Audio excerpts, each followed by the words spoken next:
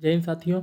आज हम बात करते हैं अपने मध्य प्रदेश के वीकली करंट अफेयर्स को लेकर, जिसमें हम बात करेंगे 19 मार्च से 26 मार्च तक के करंट अफेयर्स को लेकर, और साथ में ही थोड़ा स्टैटिक जीके के बारे में भी चर्चा करेंगे। चलिए पहला क्वेश्चन देखिए अपना। प्रधानमंत्री मातृ वंदना योजना 2020-21 में मध्य प्रदेश को कौन सा स्थान प्राप्त हुआ है? दोस्तों 4 ऑप्शन है आपके सामने, पहला, दूसरा, तीसरा, चौथा।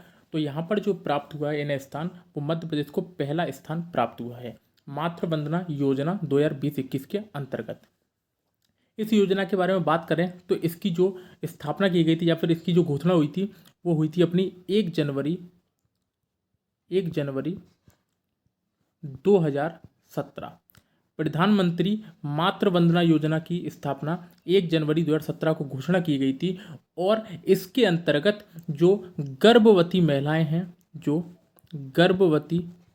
महिलाएं या फिर जो स्तनपान कराने वाली महिलाएं हैं, स्तनपान कराने वाली जो मजदूर महिलाएं हैं, उनको 5,000 रुपये की सहायक धनराशि उपलब्ध कराना है, जो कि 3 भागों में विभाजित है। पहले में 1,000 दिया जाएगा और दूसरे में 2,000 दिया जाएगा, तीसरे में भी 2,000 दिया जाएगा। तो ये 3 किस्तों में इनको पैसा उपलब्ध करवाया जाएगा। तो ध्यान रखना, प्रधानमंत्री मातृ वंदना योजना 1 जनवरी 2017 से चालू होती है। गर्भवती महिलाओं को 5,000 रुपये की सहायक राशि उपलब्ध कराई जाती है, जो कि 3 किस्तों में दी जाती है, और इसमें मध्य प्रदेश को 2020-21 में पहला स्थान प्राप्त हुआ है। ठीक है दोस्तों, चलिए हम चलते हैं अब नेक्स्ट क्वेश्चन की तरफ। देखिए ये क्वेश्चन, देखिए बहुत ही शानदार क्वेश्चन है और अपन इस क्वेश्चन को बहुत अच्छे से कवर करेंगे। हाल ही में राज्य निर्वाचन आयोग ने अपना ब्रांड एम्बेसडर किसे बनाया है? 4 ऑप्शन है आपके सामने, सारिका थारू, भूरी बाई, रिया जैन या फिर इनमें से कोई नहीं। तो यहाँ पर दोस्तों अपना सही आंसर हो जाएगा भूरी बाई। राज्य निर्वाचन आयोग ने भूरी बाई को अपना ब्रांड एम्बेसडर बनाया है। हम बात करते हैं राज्य निर्वाचन आयोग के बारे में कि राज्य निर्वाचन आयोग की स्थापना कब की गई। तो दोस्तों हमने जो हमारा 73वां संविधान संशोधन है, 73वां संविधान संशोधन जो कि 1992 में बना था, ये पंचायती राज को लेकर बना है। पंचायती राज हमारे संविधान के किस अनुसूची में है? तो 11वीं अनुसूची में है। किसमें? 11वीं अनुसूची में ये हमारा है। ठीक है, 11वीं अनुसूची में है। दूसरी बात हम यहाँ पर बात करें कि 73वां संविधान संशोधन 1992 में बना था, 11वीं अनुसूची में हमारा पंचायती राज है, और उसी के अंतर्गत राज्य निर्वाचन आयोग की हमारे मध्य प्रदेश में स्थापना की गई थी 1994 में। कब? 1994 में हमारे मध्य प्रदेश में राज्य निर्वाचन आयोग का गठन किया गया था, और राज्य निर्वाचन आयोग की व्यवस्था जो की गई थी वो आर्टिकल 243 के अंतर्गत की गई थी। 243 जो है वो हमारे पंचायती राज से संबंधित है, और 243 में 29 विषय हैं। कितने हैं? पंचायती राज में 29 विषय हैं, और नगर निगम में कितने हैं? नगर पालिका में तो उसमें 18 विषय हैं। ठीक है, इस वाली बात को आप ध्यान रखना। तो पंचायती राज में 29 विषय हैं, तो 243 के में राज्य निर्वाचन आयोग के बारे में बताया गया है, और 243 आई में वित्त आयोग के बारे में बताया गया है। तो दोनों चीज़ें आप ध्यान से याद रखना। और हाल ही में भूरी बाई को ब्रांड एम्बेसडर बनाया गया है। रिया जैन के बारे में बात करते हैं, तो रिया जैन हमारी बेटी बचाओ बेटी पढ़ाओ एवं राष्ट्रीय बाल पुरस्कार 2020 की ब्रांड एम्बेसडर रह चुकी हैं। ठीक है, इस वाली बात को भी आप ध्यान रखना। ठीक है, अब हम बात करते हैं राज्य निर्वाचन आयोग के बारे में थोड़ा सा और। तो दोस्तों जो राज्य निर्वाचन आयोग है, राज्य निर्वाचन आयोग, इसके बारे में थोड़ा सा डिटेल में देख लीजिए। राज्य निर्वाचन आयोग, इसमें दोस्तों एक सदस्यीय कमेटी रहती है, केवल एक सदस्यीय कमेटी रहती है, जिसमें राज्य निर्वाचन आयुक्त तो होता है, और जो इस टाइम पे है वो है बीपी सिंह। कौन है? बीपी सिंह है हमारे इस टाइम पे। इससे पहले परशुराम जी थे, तो अब हैं बीपी सिंह, जिनका फुल फॉर्म है बसंत प्रताप सिंह। ठीक है, प्रेजेंट टाइम पे। अगली बात करते हैं, राज्य निर्वाचन आयोग की स्थापना 1994 में की गई थी, और मध्य प्रदेश में इसका स्थापना दिवस कब मनाया जाता है? तो 19 जनवरी 1994 को इसका स्थापना दिवस मनाया जाता है। राज्य निर्वाचन आयोग के पहले अध्यक्ष कौन थे? तो पहले अध्यक्ष थे हमारे NV लोहानी। कौन थे? NV लोहानी जी हमारे पहले अध्यक्ष थे। राज्य निर्वाचन आयुक्त को नियुक्त कौन करता है? तो ये हमारा राज्यपाल नियुक्त करता है। कौन? राज्यपाल इसकी नियुक्ति करता है, और नियुक्ति के बाद जो इसकी सेवा शर्तें हैं या फिर जो इसकी पदावधि है वो राज्यपाल ही तय करता है, ठीक है। लेकिन एक बार पद धारण करने के बाद इसकी सेवा शर्तों में किसी भी प्रकार की कटौती नहीं की जाएगी, ठीक है। पद धारण करने के बाद ये अपना स्वेच्छानुसार अपने पद से इस्तीफा दे सकते हैं और इनको जो वेतन भत्ते मिलते हैं वो उच्च न्यायालय के न्यायाधीश के बराबर इनको वेतन भत्ते और सुविधाएं प्राप्त मिलती होती हैं, ठीक है। और इनको इनको हटाने की भी एक प्रक्रिया है। इनको हटाने की वही प्रक्रिया होती है जो कि हमारे उच्च न्यायालय के न्यायाधीशों को हटाने की प्रक्रिया होती है। न्यायालयों के न्यायाधीशों को हटाने की सुप्रीम कोर्ट या फिर उच्च न्यायालय के न्यायाधीशों को हटाने की प्रक्रिया हम अपने वीडियो के लेक्चरों में डाल चुके हैं, आप जाके वहाँ से देख सकते हैं, ठीक है दोस्तों। तो यहाँ तक आपको बात समझ में आ गई होगी कि मैं आपसे क्या समझाना चाह रहा था। तो हमने पूरा राज्य निर्वाचन आयोग के बारे में बात कर ली है। यहाँ से आपका पेपर में क्वेश्चन बाहर नहीं जाएगा, ठीक है। रिया जैन के बारे में हमने बात कर ली है, ये बेटी बचाओ बेटी पढ़ाओ से संबंधित है। चलिए अगले क्वेश्चन की तरफ चलते हैं। अगला क्वेश्चन देखिए, मिशन ग्रामोदय कार्यक्रम का आयोजन कहाँ पर किया जाएगा? धार, दतिया, ग्वालियर या फिर इनमें से कोई नहीं। देखो दोस्तों, यहाँ पर जो आंसर सही हो जाएगा वो हो जाएगा धार। धार में मिशन ग्रामोदय कार्यक्रम का आयोजन किया जा रहा है, जिसमें 1,25,000 जो प्रधानमंत्री आवास के अंतर्गत जो ग्रामीण लोगों को जो घर उपलब्ध कराए गए हैं उनका क्या होगा, शिलान्यास किया जाएगा, ठीक है। तो मिशन ग्रामोदय कार्यक्रम का आयोजन कहाँ पर किया गया? तो धार में किया गया, ठीक है। इस वाली बात को आप ध्यान रखना। नेक्स्ट क्वेश्चन अपन, चलिए अगला है, राज्य स्तरीय मलखंभ प्रतियोगिता 2021 ओवरऑल चैंपियन कौन सा जिला बना है? 4 ऑप्शन है आपके सामने, उज्जैन, शाजापुर, छतरपुर या फिर भोपाल। तो दोस्तों यहाँ पर अपना आंसर सही हो जाएगा उज्जैन। उज्जैन बाबा महाकाल की नगरी में मलखंभ प्रतियोगिता 2021 ओवरऑल चैंपियनशिप का जिला बना है, ठीक है दोस्तों। मलखंभ प्रतियोगिता से यदि हम बात करें तो ये हमारा राजकीय खेल है जो कि 2013 में बना था, जो कि हमारा 2013 में बना था। और मलखंभ प्रतियोगिता के क्षेत्र में हमें एक अवार्ड मिलता है जिसको हम बोलते हैं प्रभास जोशी पुरस्कार। कौन सा? प्रभास जोशी पुरस्कार हमें मिलता है, ठीक है। और पहला प्रभास जोशी पुरस्कार किसको मिला था? तो ये मिला था अजय वक्तारिया को, अजय वक्तारिया को, ठीक है। ये सारी बातें आपको ध्यान रखना है कि मलखंभ प्रतियोगिता 2013 में आयोजित की गई थी, स्थापना की गई थी और ये हमारा राजकीय खेल है और यह इसकी के क्षेत्र में प्रभास जोशी पुरस्कार दिया जाता है। अजय वक्तारिया को पहली बार दिया गया था और ये ओवरऑल चैंपियनशिप किस जिले में है? तो वो उज्जैन में बना है, ठीक है। तो ये सारी बातें आपको याद रखनी है। चलिए नेक्स्ट क्वेश्चन पे चलते हैं। मुख्यमंत्री शिवराज सिंह चौहान ने किस जिले में राजा भोज की प्रतिमा का अनावरण किया है? दोस्तों यहाँ पर 4 ऑप्शन है आपके सामने, देवास, धार, इंदौर, भोपाल। तो अधिकतर बच्चों को यहाँ पर पता होगा कि इसका आंसर धार है, ठीक है दोस्तों, धार है इसका आंसर। राजा भोज की प्रतिमा का अनावरण किया है।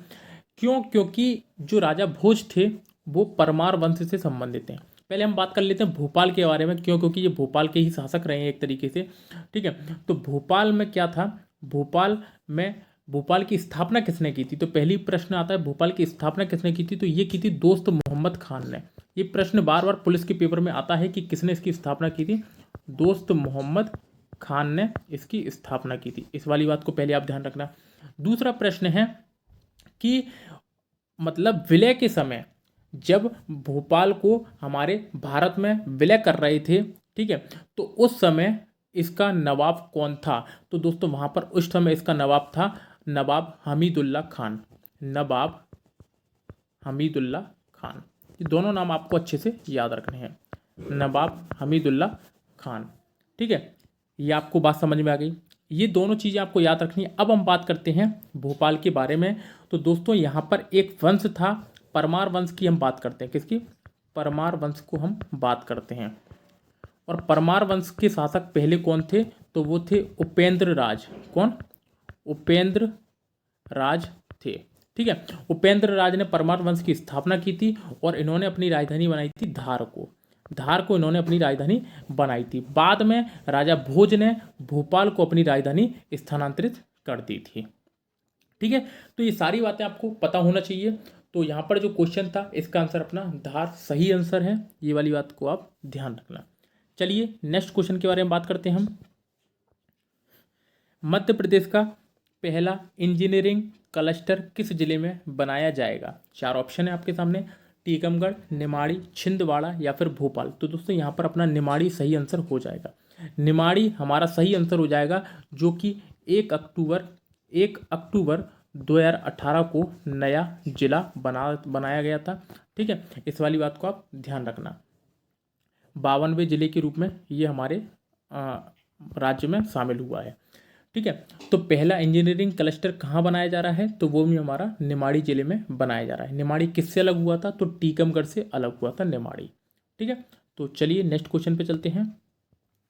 अगला है, हाल ही में मध्य प्रदेश के पूर्व लोकसभा सांसद श्री सूरजभान सोलंकी जी का निधन हो गया है। यह किस लोकसभा सीट से सांसद रहे हैं?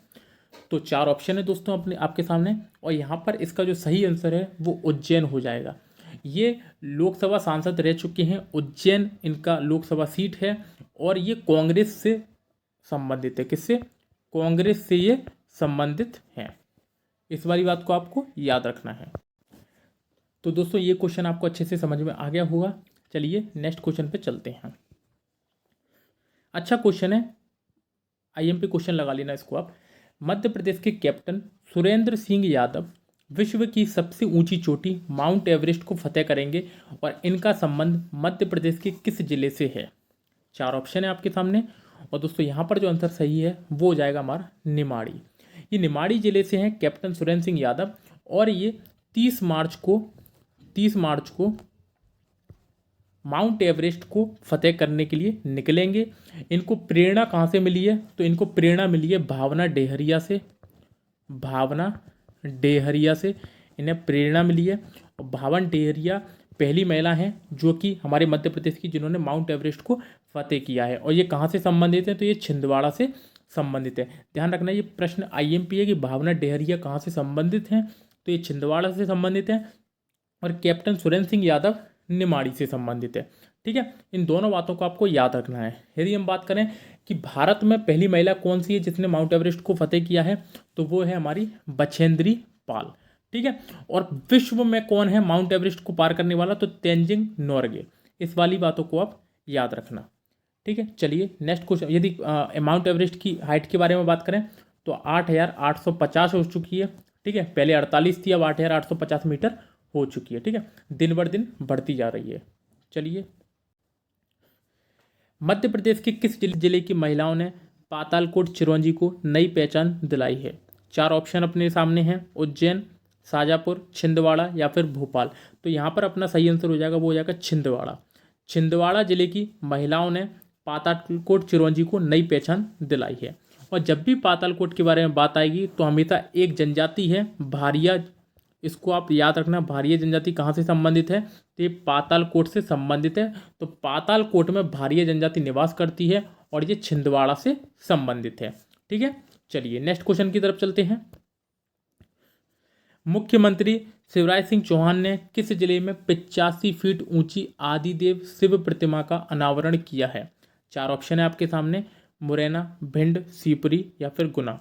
तो यहाँ पर अपना सही आंसर हो जाएगा भिंड का, और यहाँ पर कोई ज़्यादा चर्चा वाली बात नहीं है। भिंड में 85 फीट ऊंची आदिदेव शिव प्रतिमा का अनावरण किया जा रहा है। चलिए नेक्स्ट क्वेश्चन के बारे में बात करते हैं। मध्य प्रदेश के हर जिले में रिसर्च को प्रोत्साहन देने के लिए युवा वैज्ञानिक सम्मेलन आयोजित कराए जाने की घोषणा किसने की है? 4 ऑप्शन है आपके सामने, ओम प्रकाश सकलेचा, डॉक्टर मोहन यादव, उषा ठाकुर या फिर इंदर सिंह परमार। तो यहाँ पर अपना आंसर सही हो जाएगा डॉक्टर मोहन यादव।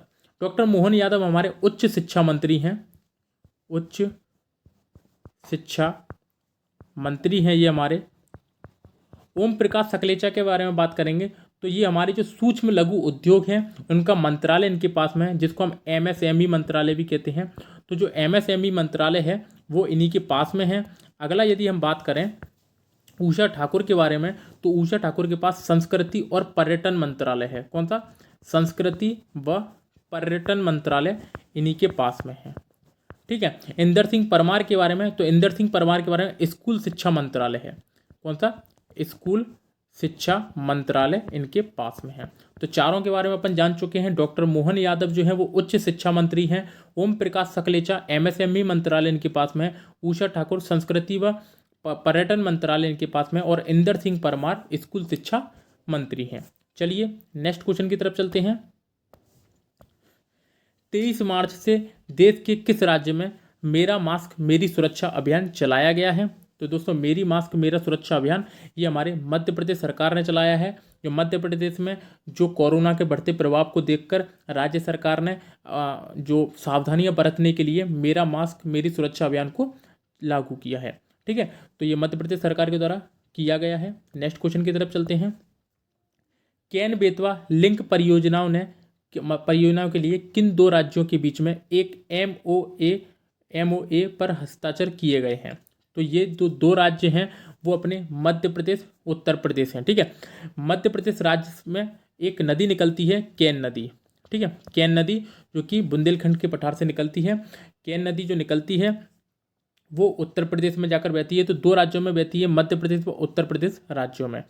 ठीक है, तो यहाँ पर मध्य प्रदेश के मुख्यमंत्री और जो योगी आदित्यनाथ है उत्तर प्रदेश के मुख्यमंत्री, उन दोनों के बीच में हस्ताक्षर किए गए हैं केन बेतवा लिंक परियोजनाओं को लेकर। ठीक है, देखो यहाँ पर आपको दिखाई भी दिएगा कि 4.47 लाख हेक्टेयर केन बेसिन से मध्य प्रदेश में सिंचाई की जाएगी, 72 लाख हेक्टेयर मध्य प्रदेश के हिस्से में जाएगी, और 2.06 लाख हेक्टेयर बेतवा बेसिन में मध्य प्रदेश में सिंचाई। मतलब इसके कारण क्या होगा, केन बेतवा लिंक में कभी भी पानी जो है समाप्त नहीं किया जाएगा, ये व्यवस्था की जा रही है। ठीक है, तो ये क्वेश्चन आपको अच्छे से समझ में आ गया होगा। नेक्स्ट क्वेश्चन की तरफ चलते हैं। विश्व की सबसे बड़ी 600 मेगावाट की ओमकारेश्वर सोलर फ्लोटिंग परियोजना के निर्माण का लक्ष्य रखा गया है। तो कब तक रखा गया है? 4 ऑप्शन है आपके सामने, और यहाँ पर इसका सही आंसर हो जाएगा 2023। 2023 में 600 मेगावाट की ओमकारेश्वर सोलर फ्लोटिंग परियोजना के निर्माण का लक्ष्य रखा गया है। और ओम प्रकाश वो ओमकारेश्वर हमारा कहाँ पर है? तो ये हमारा खंडवा जिले में है। कहाँ पर है? खंडवा जिले में हमारा ओमकारेश्वर सोलर फ्लोटिंग है। ठीक है, चलिए नेक्स्ट क्वेश्चन की तरफ चलते हैं। मध्य प्रदेश संस्कृति विभाग की ओर से स्थापित डॉक्टर विष्णु श्रीधर वाकड़कर राष्ट्रीय सम्मान 2017-18 से किसे सम्मानित किया गया है? आईएमपी क्वेश्चन है, इसको आप आईएमपी लगा सकते हैं। तो दोस्तों ये जो सम्मानित किया गया है, ये किया गया प्रोफेसर गिरिराज कुमार को। प्रोफेसर गिरिराज कुमार को इससे सम्मानित किया गया है। और इसकी जो स्थापना की गई थी वो 2005 में इसकी स्थापना की गई थी। 2005 में इसकी क्या की गई थी? स्थापना की गई थी। और इसमें 2016-17 में जिसको मिला था, 2016-17 में जिसको मिला था वो मिला था प्रोफेसर VH सोनवड़े को। प्रोफेसर VH सोनवड़े को। और 2005 में जो पहला मिला था वो मिला था स्वराज को। ठीक है, स्वराज करके एक नाम है, उसको 2005 में दिया गया था अवार्ड। ठीक है, तो ये सारी बातें मैंने आपको इसमें बता दी है। आईएमपी क्वेश्चन है, संस्कृति विभाग से संबंधित है। ये सारी बातें आप इसको ध्यान रखना। तो दोस्तों जितना भी जो हफ्ते भर का जो करेंट था उसमें जो भी महत्वपूर्ण क्वेश्चन बन सकते थे वो मैंने आपके सामने ला के रख दिए हैं। यदि वीडियो आपको पसंद आई हो तो वीडियो को लाइक करना, वीडियो पे कमेंट करके जरूर बताना कि वीडियो आपको कैसी लगी, और चैनल को सब्सक्राइब जरूर करना। फिर मिलते हैं नेक्स्ट वीडियो के साथ, तब तक के लिए धन्यवाद।